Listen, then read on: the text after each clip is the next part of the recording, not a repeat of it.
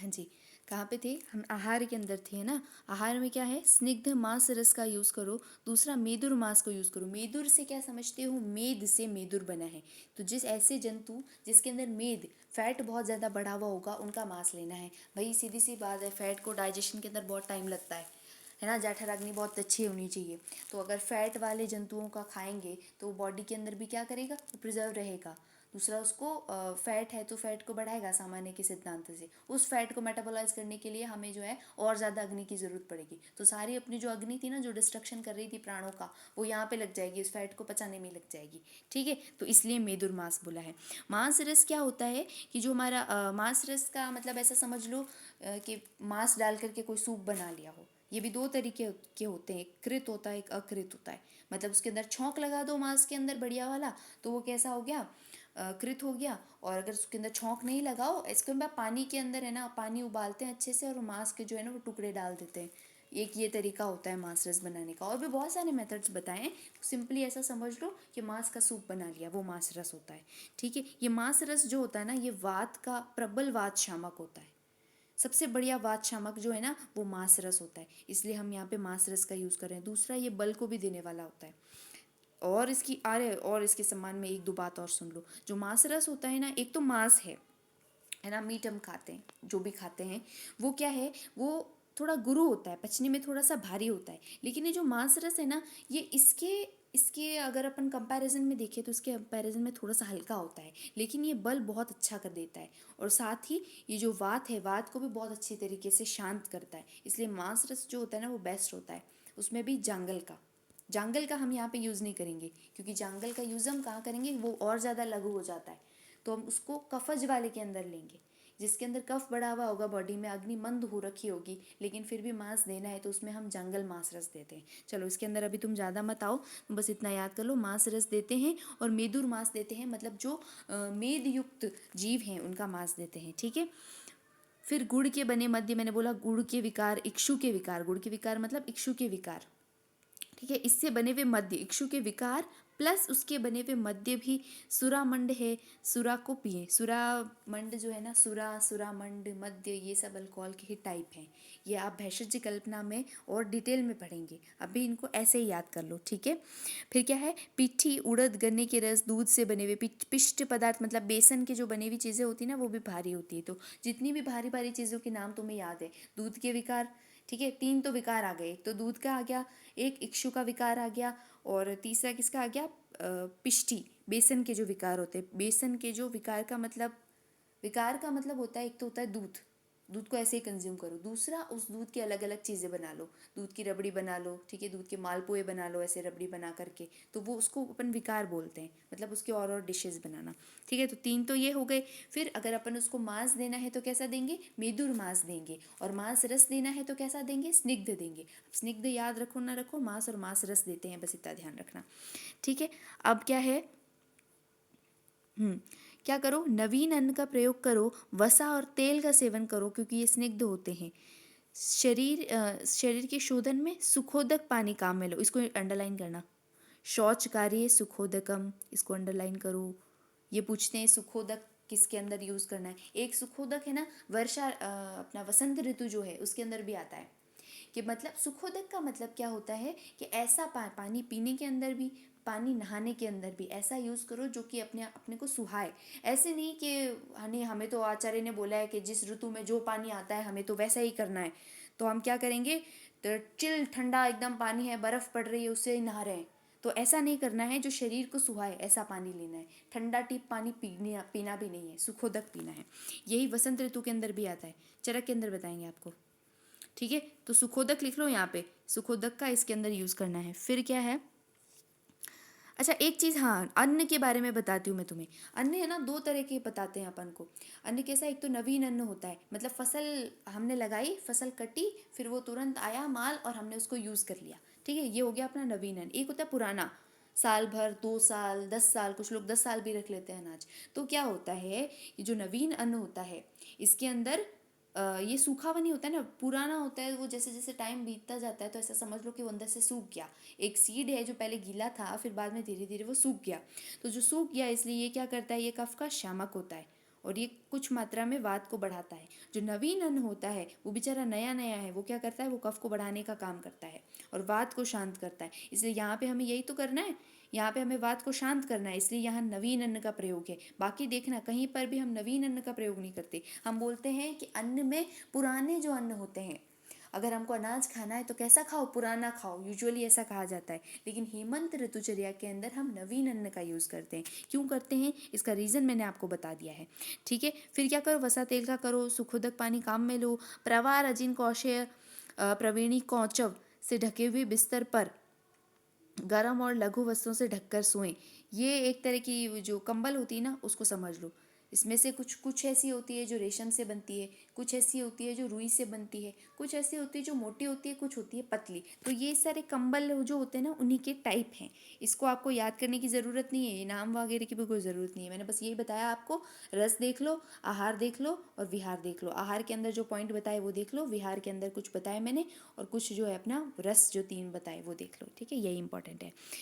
सुखोदक फिर लास्ट में है ना, तुम एक बहुत बढ़िया सा स्टाइल मारने के लिए एक स्टार बना करके लिख सकते हो, सुखा शौच कार्य सुखोदकम, सुखोदकम, ठीक है। तो ये तुम्हें एक्स्ट्रा मार्क्स दिलाने में मदद करेगा कि देखो बच्चे को आता है, इसने पढ़ा है, इस तरीके से। हाँ भाई, फिर क्या है, तो सो जाओ वो ढक करके, हम तो रजाई ओढ़ के ही सोते हैं वैसे भी। फिर क्या है, युक्ति से सूर्य की किरणें और स्वेदन का सेवन करें और जूते खड़ाऊ का प्रयोग करें। युक्ति से मतलब सूर्य की सेवन करें, इसका मतलब ये नहीं है 2 बजे धूप के सामने मुंह करके बैठ गए हम तो भाई विटामिन डी ले रहे हैं, हमने तो बोला है, ऐसे नहीं करना। युक्ति से मतलब जिस टाइम लेना चाहिए। तो हम जो सुबह सुबह की जो धूप होती है उसके अंदर हमें विटामिन डी मिलता है, वैसे पूरे दिन मिलता है लेकिन सुबह वो ज़्यादा मिलता है। दूसरा क्या है कि जो यूवी जो इफ़ेक्ट आता है उसका, तो यूवी रेज जो होती है ना, वो भी उस वक्त कम डोमिन, 1 मिनट, हाँ हाँ ठीक है, स्ट्रेट देन राइट, सीधा जाके राइट साइड, ठीक है। हाँ जी, कहाँ पे थे हम, सन बेदिंग कर रहे थे ना। हाँ, तो इसमें क्या करना है अपन को, सन बेदिंग करना है। कैसा करना है, युक्ति से, मात्रा पूर्वक करना है, ऐसे नहीं सारे दिन बैठे रहना है, ठीक है। मात्रा ज़रूर लिखना वहाँ पे कि सन बेदिंग करो और फिर ब्रैकेट लगा करके मात्रा पूर्वक, और स्वेदन का सेवन करें, स्वेदन आपको पता है स्वेडेशन करवाना, और जूते और खड़ाओं का सदा उपयोग करें। तो इसमें से जो पॉइंट आपको अच्छे लगे, जो आपके मन के करीब हो, वो आप लोग याद करें। फिर देखो, फिर यहाँ पे बोला है कि जो ये अपनी हेमंत ऋतु है ना, इसके अंदर बल बहुत बढ़ा हुआ है। तो हम जो काम करना चाहते हैं वो करेंगे। हम देखो व्यायाम भी है, वो भी फुल में करेंगे, खाएंगे वो भी दबा करके। अब यहाँ पे ये जो चीज़ बोली ने, ये बोली है मैथुन के लिए, तो मैथुन करना है वो भी यहाँ पे बोला है इच्छा शक्ति कर सकते हैं, तो क्योंकि बल बढ़ा हुआ है। प्रज्ञा कोई डाउट है क्या कि ये पहले का है?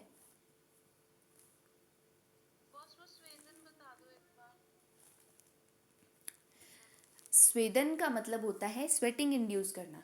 तो स्वेटिंग करने के लिए हम क्या करेंगे, माइक ऑफ कर लो बेटा। स्वेदन का मतलब होता है स्वीडेशन, यानी कि स्वेटिंग इंड्यूस कराना। तो स्वेटिंग करवाने के लिए अपन को क्या करना पड़ेगा, कोई गर्म चीज़ ओढ़नी पड़ेगी, या फिर गर्म आग के पास में बैठना पड़ेगा, ऐसे करना पड़ेगा ना। तो अपन को यहाँ पे क्या है, ये गर्म करने की 2 वजह हैं। एक तो ये अच्छा लगेगा क्योंकि कैसी है, शीत ऋतु है, तो गर्म एक तो अच्छा लगेगा। दूसरी बात क्या होता है, स्वेदन से होती है वात की शांति। कुल मिलाकर के अल्टीमेटली अपन को काम यही करना है, वात को शांत करना है और बल को बढ़ाना है। और स्वेदन क्या है, शोधन का प्रोसीजर भी है एक। प्रे रिक्विजिट्स होते हैं ना, हम जो पंच शोधन पढ़ते हैं या पंचकर्म पढ़ते हैं, वर्मन विरेचन आस्थापन अनुवासन शिरोबस्ती सुश्रुत ने माना है रक्त मोक्षण। इससे पहले, ये करने से पहले ऐसे नहीं वो आ गया पेशेंट, ले आ तेरे को उल्टी कराऊं, ऐसे नहीं कराते हैं। पहले स्नेहन होता है, फिर उसका स्वेदन होता है, उसके बाद में वमन विरेचन आस्थापन अनुवासन और जो नस्य है वो हम यूज़ करते हैं। तो स्नेहन के अंदर क्या करता है, हम उसको स्नेह पिलाते हैं। स्नेह का मतलब घी या तेल, जनरली हम घी पिलाते हैं। तो उसको जितना मात्रा में इंडिकेटेड है कि इस डिजीज़ के लिए हमको इतना यूज़ करना है, इस स्पेसिफिक पर्सन इसका बल इतना है, इसको इतना यूज़ करना है, तो उसको घी पिलाते हैं। उससे क्या करता है कि ये जो अपनी बॉडी है, मान लो, ठीक है, डायग्राम तो देखो है जैसा है, कोई हंसेगा नहीं इसके ऊपर, ठीक है। ये मान लो हमारी बॉडी है, तो हम क्या बोलते हैं कि जो दोष है ना वो ऐसे सीधे सीधे नहीं है कि हमने बोला कि कफ कुपित हो रहा है तो भाई कफ का स्थान तो बॉस ये है तो कफ तो यहीं पे ही होना चाहिए, लेकिन दोष इतना सीधा थोड़ी है। हमने बोला था वात बड़ी खतरनाक होती है। वात क्या करेगी, आएगी, इसको लेकर चलेगी, चल मेरे साथ, तो उसको यहाँ ले जाएगी, ठीक है, फिर उसको पैर में ले जाएगी, हाथ में ले जाएगी, हर जगह ले जाएगी। तो कुल मिलाकर के जो दोष है वो यहाँ पे कभी भी अपनी जगह पे नहीं मिलेगा। जो कुपित हुआ हुआ दोष है वो इधर उधर घूमता हुआ मिलेगा, तो बॉडी के अंदर अलग अलग मिलेगा।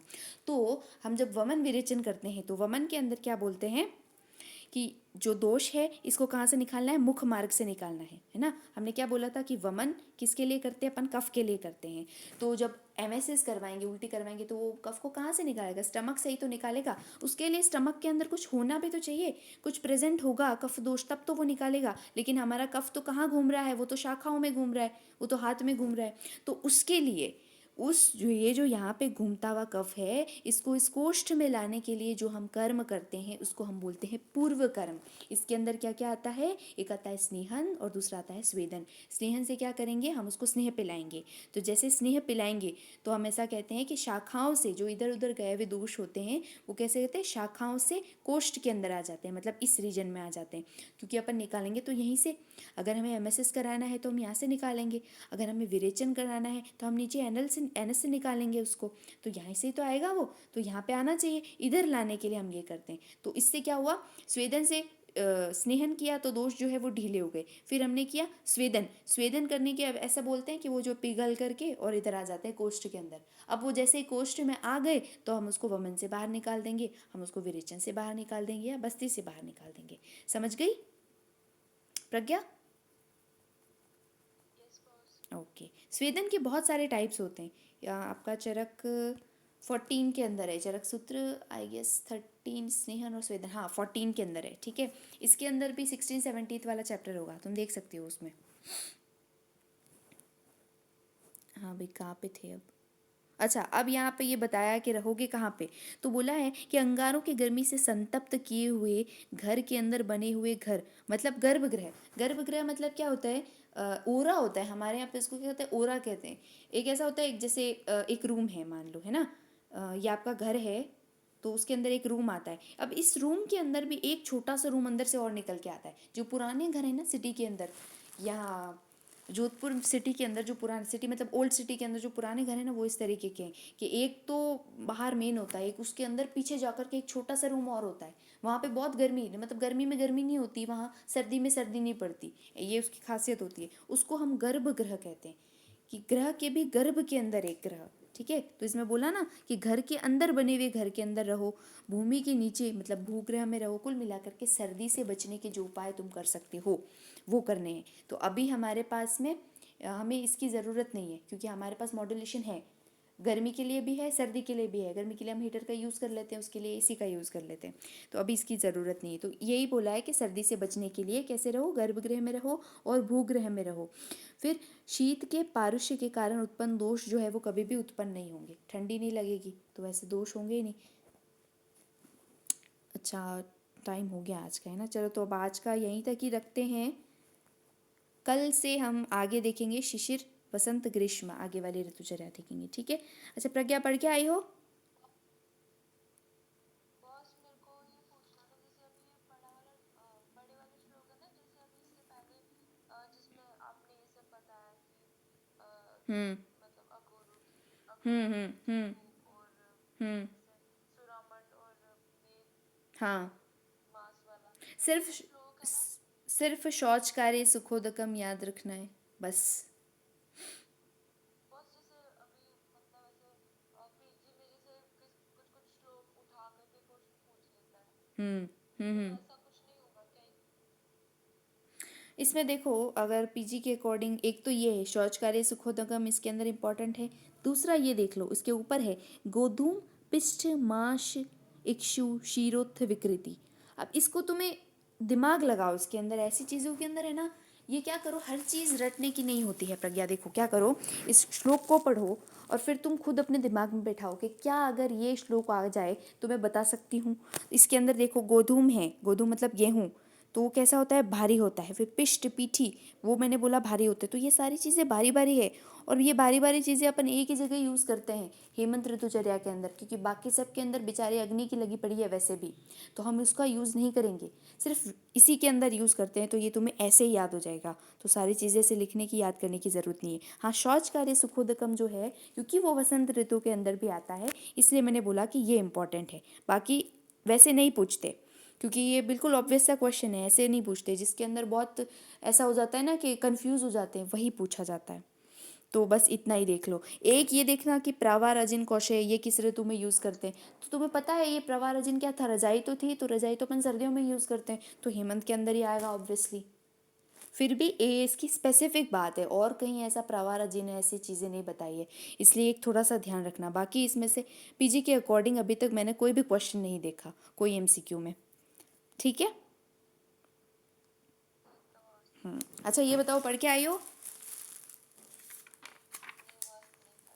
नहीं पढ़ा?